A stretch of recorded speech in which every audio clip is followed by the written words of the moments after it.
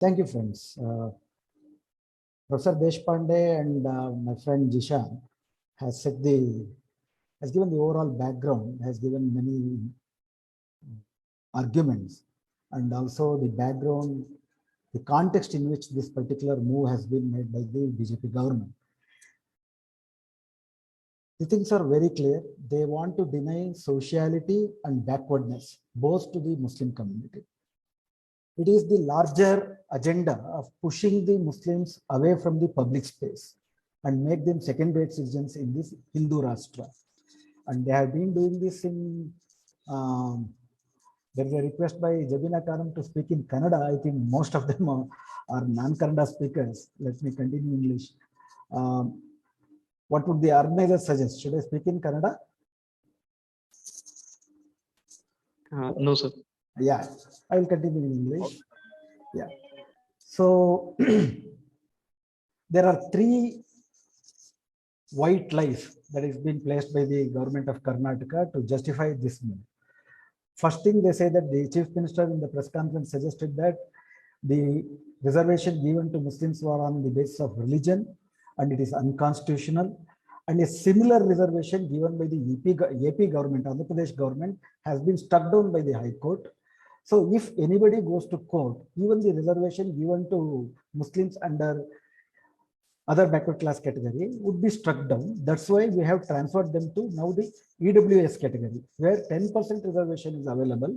So instead of 4% of reservation, they can avail more reservation in the 10% EWS category. How dubious it is, we will discuss it later. Second thing, in the GO that was mentioned by Jishan, they say that when 2B reservation was given, 4% reservation in the 2B category was given to Muslims in 1994, there was no recommendation to that effect and there was absolutely no empirical data to justify that. This is another white lie, we will come to that later. And the third thing they suggest is that Ambedkar also was against religion-based reservation.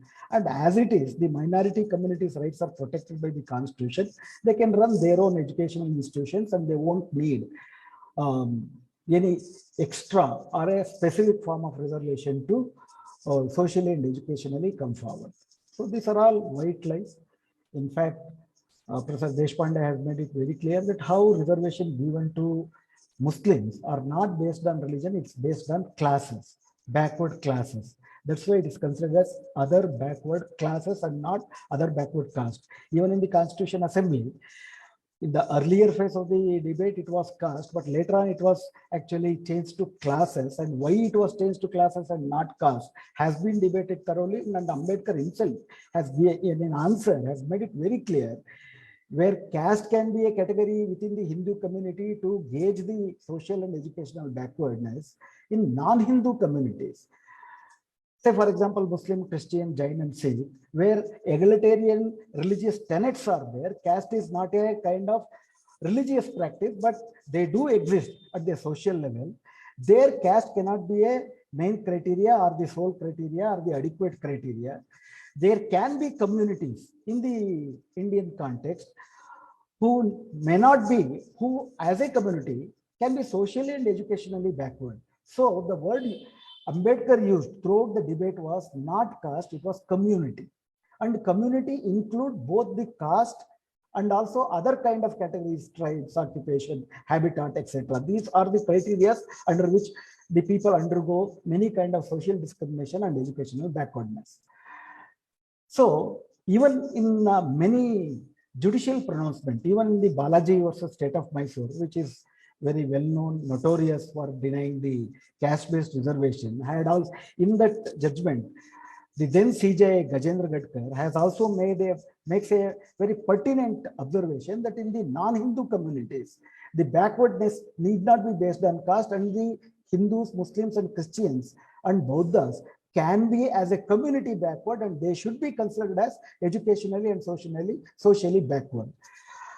So there are so many judgments, then there are so many commission reports to suggest that Muslims as a group, as a whole community, actually suffer from historical social educational backwardness. For example, the conversion to Islam in South India is different to that of what kind of conversion happened in the North India. North India was ruled for hundreds of years by the Muslim rulers, and so there is a layer, there is a ruling class layer within the Muslim community, whereas the South India was exposed to Islam not through the sword, but through the Sufi religion and through the Arab traders. Most of the anthropological and sociological studies suggest that, especially the conversion to Islam was from 90% was from the Dalits and the Shudra castes who were closer to Dalits. And when occupation was made the sole category to understand, to actually acknowledge the social and educational backwardness of the non-Hindu communities, that could not be applied to South India because occupation, there were no similar occupation. For example, there were landless laborers. It is not an occupation as such. There were right coolies. There was not an occupation category as such. So in South India, most of the Muslims are considered as socially and educationally backward because they were converted from the most backward sections of the Hindu community itself. So it is not only in Karnataka, even in Kerala, Tamil Nadu, 95% of the Muslim communities are considered as socially and educationally backward, and that is upheld by different commissions, backward class commissions, and also the subsequent judgments in the high courts and the Supreme Courts. Coming back to Karnataka, as Jishan made the mentioning of Nagangowda committee, this was constituted in 1960. It took up a thorough study of the Karnataka society. It evolved 5 categories to understand the social and educational backwardness of the different classes not only in the Hindu community but also in the non-Hindu community. And it actually acknowledged that most of the Muslims, there was a debate within the Nagangowda committee. Nagangowda himself was not for considering the whole of the Muslims as backward, but other committee members, most of them happened to be the Hindus, argued that most of the Muslims, 99% of the Muslims, for example, as far as the Nagangowda committee is considered, they suggested that they happen to be suffering from educational and social backwardness because of the historical reasons. That's why way back in 1961 itself, the whole Muslim community in Karnataka were considered as socially and educationally backward, and they were considered as a special category within the OBC reservation. And prior to that, in fact, in the pre-independence period, Leslie Miller Committee, which was constituted in 1918 by the Krishnaraja Wadiyar, then the Maharaja of Mysore, it actually gave reservation to all non-Brahmin communities. Then it was actually the domination of the Madras Brahmins. In fact, Mysore Brahmins wanted reservation. The first ever community to demand reservation in Karnataka was Mysore Brahmins, for that matter. So, as a part of the non-Brahmin community, Lingayats, Vakkaligas, Dalits, and Muslims, all the 4 communities availed the reservation as a non-Brahmin discriminated community in Karnataka. In continuation of that, the Nagangowda committee also suggested reservation for all the Muslims, and Muslims availed reservation not in 1995, not during the Devegowda regime, not during the Congress regime, way back prior to independence and the post-independence also. By Nagangowda committee only, Muslims had reservation in Karnataka. This was, of course, challenged, not the Muslim reservation, the very whole reservation criteria based on caste was actually challenged, which is notoriously known as Balaji versus State of Mysore case.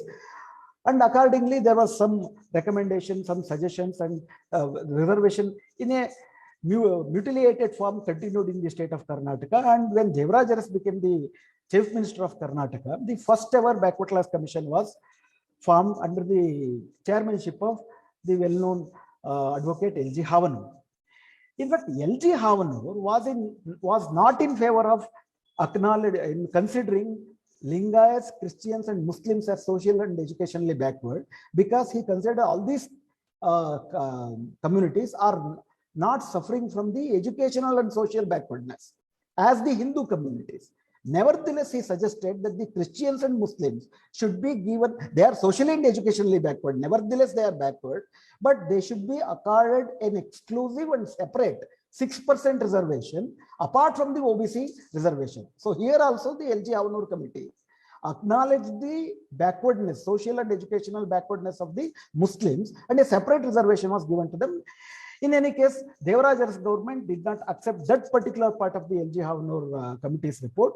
It provided a continued reservation for the Muslims under the OBC category, which was subsequently challenged in the Karnataka High Court. Not just the Muslim reservation, all the whole policy was actually challenged in the Karnataka High Court. And the division bench of the Karnataka High Court, it is very interesting. The judgment was given in 1979, April 9. The judgment as far as the non-Hindu OBC categories reads like this. It's a very interesting piece of judicial wisdom. It says, so far as the Muslims are concerned, the commission Excuse me, sir. Yeah? You're not audible. Oh my God. Just a minute. No, audible. I can hear you though. Hello? Am I No, audible he now? is audible. I think there will be some problem audible? with the speaker. I think he is audible to everybody else. Okay. Shall I continue? Yes, sure, sir. Yeah. The 1979 divisional bench order states like this. So far as the Muslims are concerned, the commission was unwise in excluding them from the list of backward classes solely on the ground that they belong to a religious minority. The commission has, however, found that the Muslims are socially and educationally backward and also do not have adequate representation in the service. The fact that they are religious minority is no ground to exclude them from the list of backward classes. The government, in our opinion, was perfectly justified in listing Muslims in the list of backward classes. So it was made crystal clear that the reservation given to the Muslims in Karnataka was not based on the religion, just because they happen to be the members of the minority religion, should not be a criteria to exclude them from their social education, from the OBC category reservation. Because the commission, even the LG Havnur commission, has meticulously made surveys and has acknowledged that they are backward. So they are entitled for OBC reservation. So this is the observation made by the Karnataka High Court way back in 1979. Again, this was challenged in the Supreme Court in the Vasant Kumar case, where Mr. D.Y. Chandrachud and the Chinnappa Reddy, the very versatile judge who became the third backward class commission chairman in Karnataka, have also opined as far as the non-Hindu reservation is concerned, that religion should not be the sole consideration, and the members of the minority religion shall be considered as educationally and socially backward and should be accorded the OBC category reservation. So till 1985, when this whole judgment was pronounced, the Karnataka government intervened and they said that they assured the court that they will constitute a second backward class commission. So likewise in 1984, a second backward class commission under the chairmanship of Venkateswamy was constituted. In fact, it is on the record saying that they actually had a widest survey possible, society survey possible, and they also surveyed the social and educational situation of the Muslims.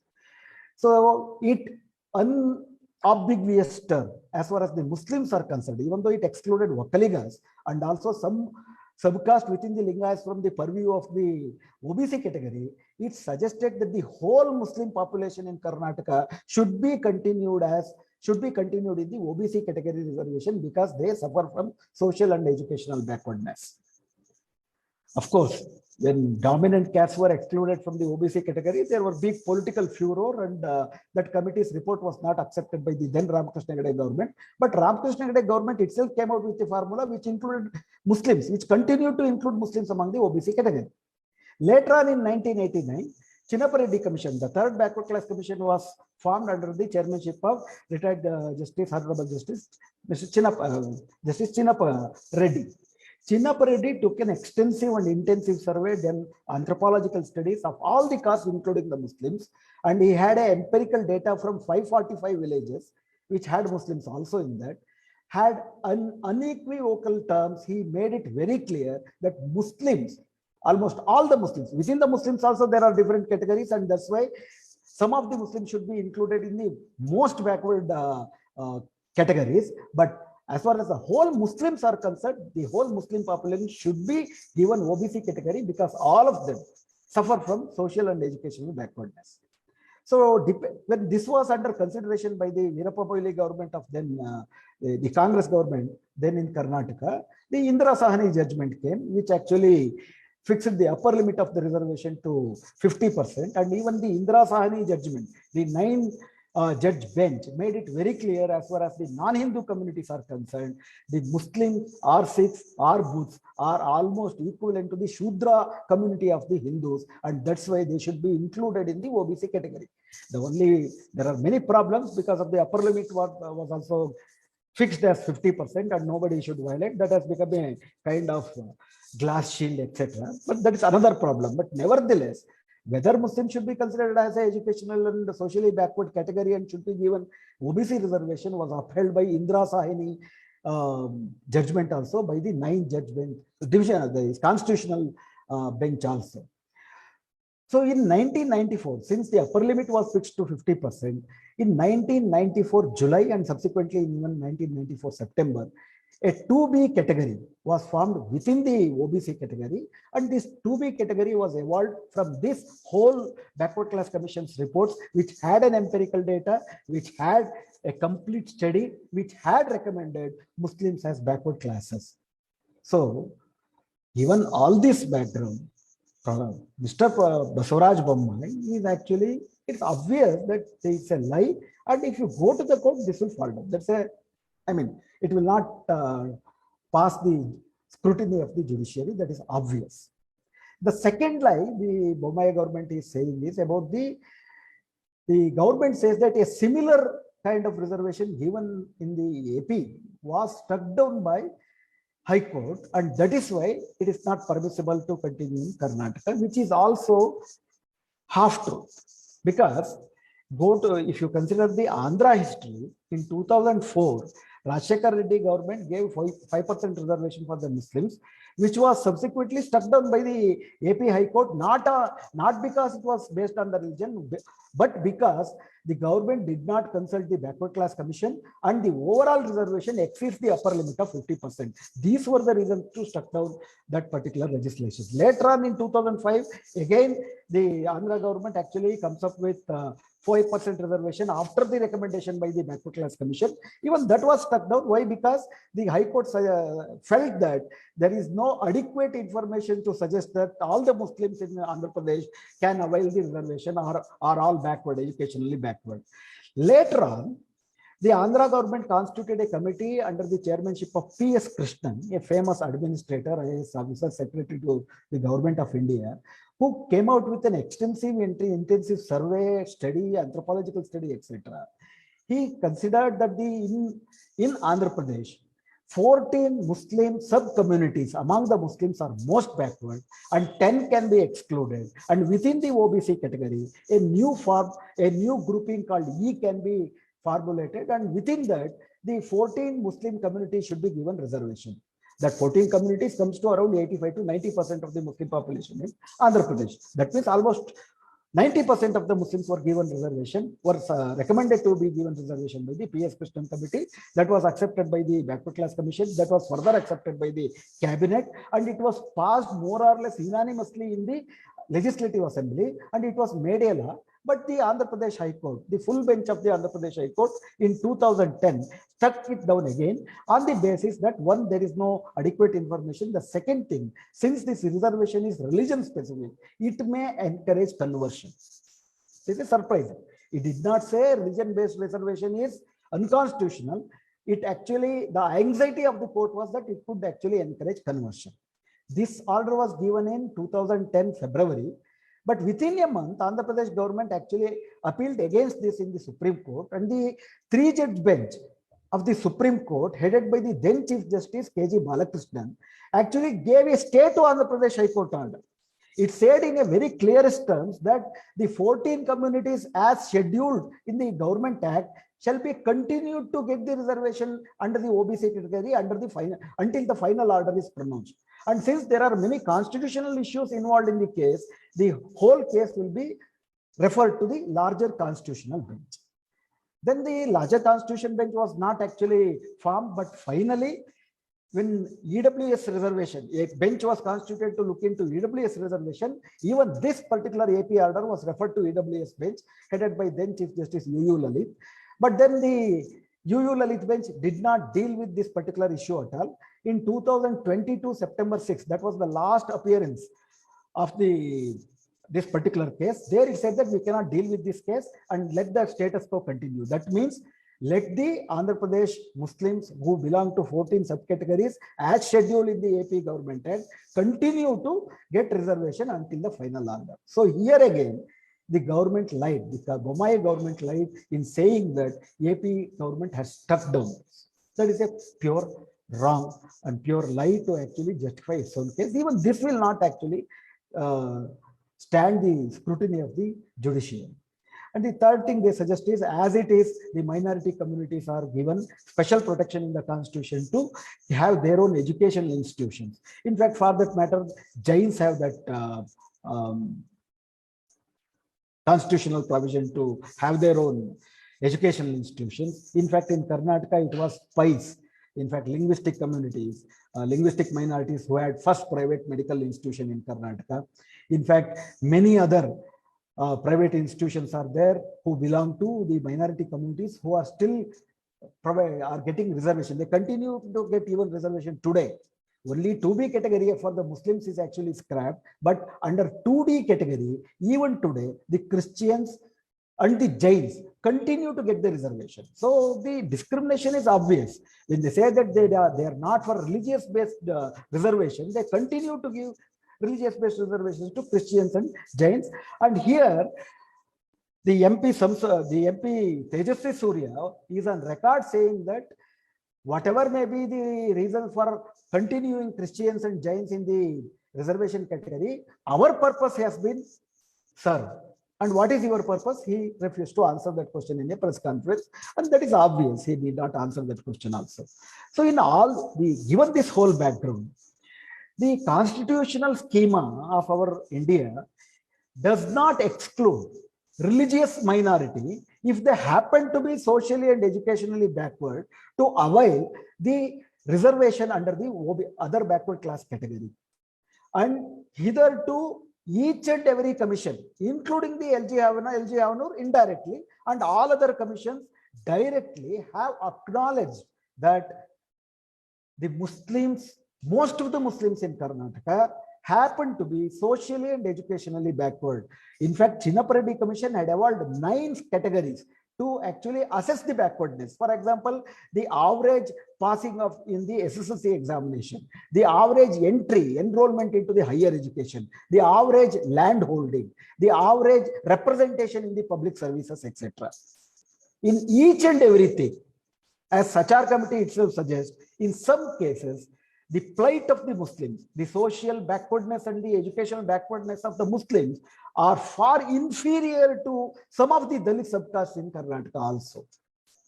So now, the most backward sections of the Karnataka community, Muslims, are included in the EWS category, which has most educationally, socially forward communities, namely Brahmins, Arya Vaishyas, Nagartas, and Mudaliyas. Now there is no internal reclassification within the 10% category.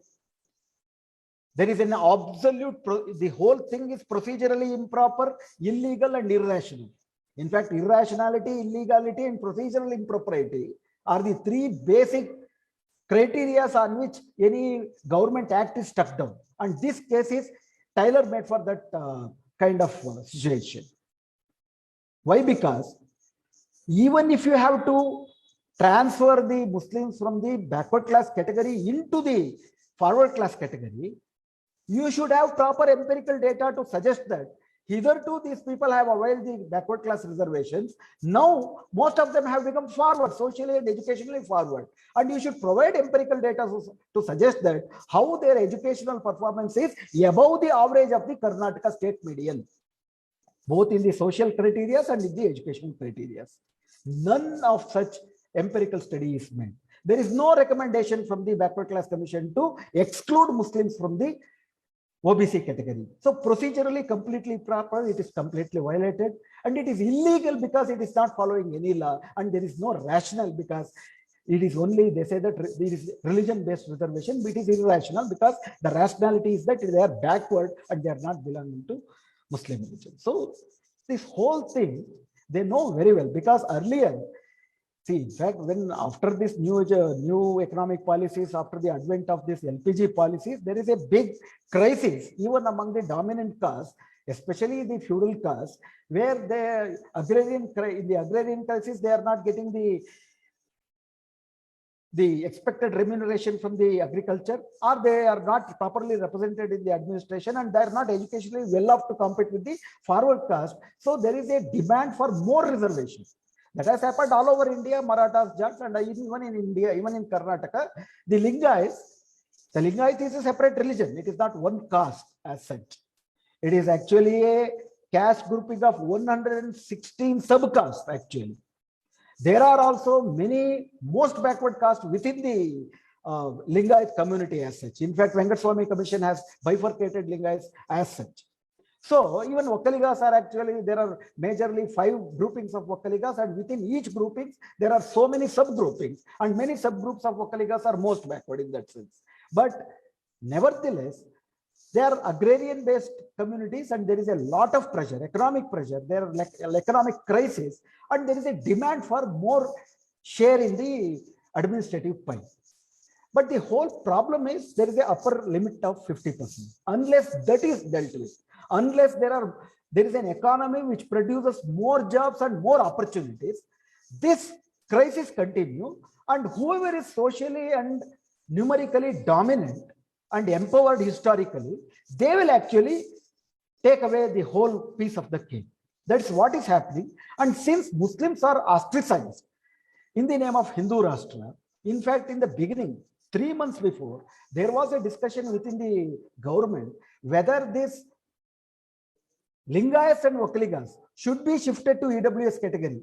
Why? Because there are, according to one survey, there are only 3% population who can be called as EWS category in Karnataka, whereas EWS category has 10% reservation. And if you move Vokkaligas and Lingayats to forward category, then there is a possibility that they can get more opportunity. But the Vokkaligas and Lingayats completely refused that, because they knew very well that what would happen if they go to the EWS category. Instead, they were demanding more reservation based on their population.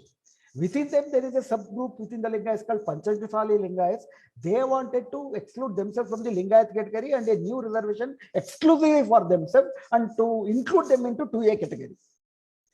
In the category 1 and category 2A, there is no creamy layer. Creamy layer application does not apply to these 2 categories, because the caste which are included in category 1 and category 2A are closest to the Dalits in a social hierarchy. But now the Panchamasali Lingayats, who are actually forward and just lesser to Brahmins, they want to be included in the most backward. So this is the kind of crisis, this is the kind of dynamic that was happening in the reservation arena. Now they have found a very communal solution to this. Since if they touch the Muslims, now they say that there is also another whole thing that's happening here, especially in southern Karnataka. The agrarian castes are, am I taking too much time? Should I stop?